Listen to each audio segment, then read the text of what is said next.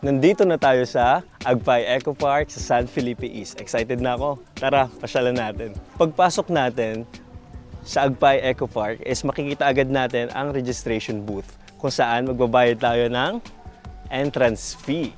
For our residential naman sa San Nicolas is magbabayad tayo ng 20 pesos for entrance fee. Environmental fee is 10 pesos. For non-residents of San Nicolas naman is 30 pesos for entrance fee and 20 pesos for environmental fee. Sa katabi naman nito is meron tayong pasulubong center. So sa pasulubong meron tayong strawberry made from Maliko and may mga pinagmamalaki din silang tote bag na design by the digital artist student from San Nicolas. Para hindi tayo mawala, puntahan natin ang Agpay Eco Park Guide Map. Sa Agpay Eco Park Guide Map is meron tayong 10 different location na po pwede nating puntahan. At alam nyo ba na 7 hectares ang Agpay Eco Park? Kaya hindi tayo magsasawa at hindi tayo mabubore dahil sobrang laki nito. Ano? Excited na ba kayo? Tara, puntahan natin!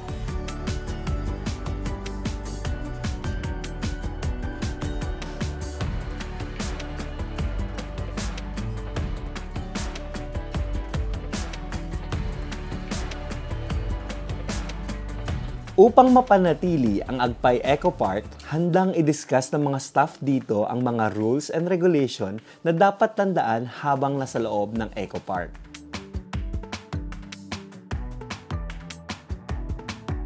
Agpay Eco Park was built in the early 1960s po. Tapos nag-start po siya to accommodate visitors 1970s po. Nag-ooperate na po siya then and Nung 2019 lang po, dun lang po siya na-start na i-reconstruct, rebuild, kasi po syempre po previous generations po ay hindi pa po siya na-maintain masyado. Kaya nung upo na po si Mayor Alice, dun po nag-start po ang renovation. Kaya marami na pong nagbago sa place, meron na po tayong swimming pool at marami pa pong attractions. At meron pa po ongoing na mga infrastructures, amenities na dinadagdag po dito sa Eco Park. Yes po, nung nag-open pong Eco Park noong December 9, last year, 2023, ay marami po talagang pumupunta. Nasa 2,000 po ang estimated, more than 2,000 po ang estimation po ng visitors po natin. Ang aabangan po natin, magkakaroon po tayo ng airsoft playground po, archery, tsaka may Zorp ball po, beside po ng ating fish pond. Sa halagang 30 to 50 pesos, ang Agpay Eco Park ay maaaring gawing my weekend getaway place. Dahil napakadaming pwedeng gawin tulad ng swimming, trekking, hiking, at mag-picnic. Sa tanawin pa lamang, tiyak masusulit mo ang araw mo dito.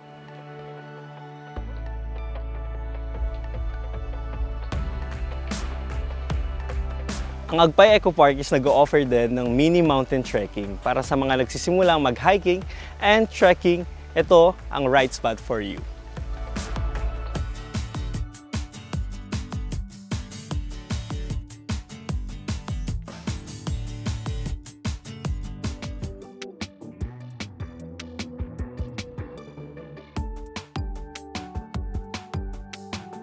Taga-Kabitnungan po kami.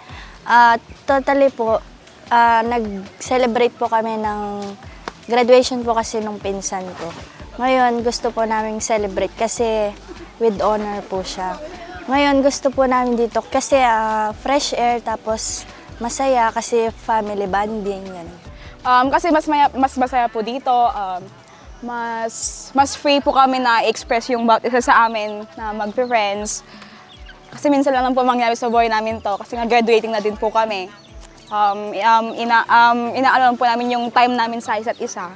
Maganda po yung mga places na pwede yung pagpicturean, ganun po. Marami na po kami napuntang mga resort, pero nakita namin na maganda, malilim, malinis. Kung makikita mo, talagang ang dami ng improvement talaga nitong Agpay.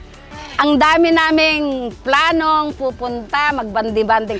Pero ngayon lang natupad yung banding namin. Hindi lang 1 year, hindi lang 2 years. Almost 5 years yata na plano na magbanding-banding kami. At dito ang napili talaga namin.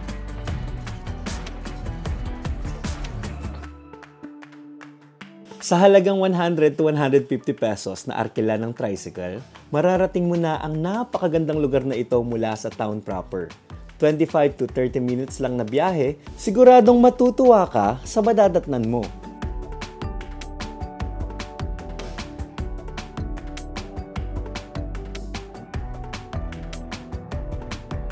Para sa mga ayaw naman sa man-made pool, meron tayong natural pool na malapit sa Picnic Grove. Na usually ang mga naliligo rito is mga locals from San Nicolas. Paalala lang po sa mga nakainom is bawal po tayong lumusong. At sa mga dalang bata naman po is bantayan po natin silang mabuti. And lastly, strictly no diving. Wow! Tamang-tama talaga dito kapag kasama mo yung family mo, gusto nyo kayong mag-bonding, is makapag-relax kayo mabuti dito. Tapos pwede kayo magdala ng mga kumot or towel dito, ilapag nyo lang. May mga pagkain lang dyan is tamang-tama na makapag-relax na kayo. Grabe ang lalaki ng mga puno. Natural talaga mga payong. Hindi nyo na kailangan magdala ng payong. Napakalamig dito. Ito naman yung pinaka-hagdan nila dito. So kapag gusto nyo mag-exercise habang nagpapawala ng stress, pwedeng-pwede ito. I think mga around 100 steps ata ito. Pero sobrang ganda. 'Di ba? Double benefits to. Nawawala na yung stress mo. Nakapag-exercise ka pa. So, baka maging fit ka dito. Tapos, hindi mo na kailangan pang mag-isip na iitim ka kasi sobrang tataas ng mga puno. Kita niyo yung mga puno? Nagsiserve kasi yan sa shield nyo sa araw natin. Wow. Nakakapagod siya pero worth it. Worth it ang view. Overall, 10 out of 10 ang hagdan nila. Ganda. Handang-handa din ang Agpay Eco Park bilang ideal place for occasions na kukumpleto sa special day nyo.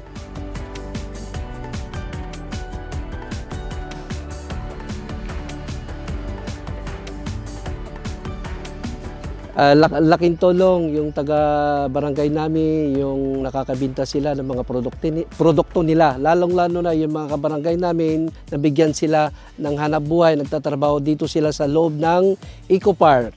Well, hello everyone! I am inviting you all to visit Eco Park because this is the right place for you to relax with your family, friends, and everyone. And I hope you go here and enjoy. Para sa mga plano na drawing noon na pamilya at barkada, siguradong matutuloy na yan dahil merong Agpay Eco Park dito sa San Nicolas, Pangasinan. This is the best place for you to unwind, relax, and reconnect.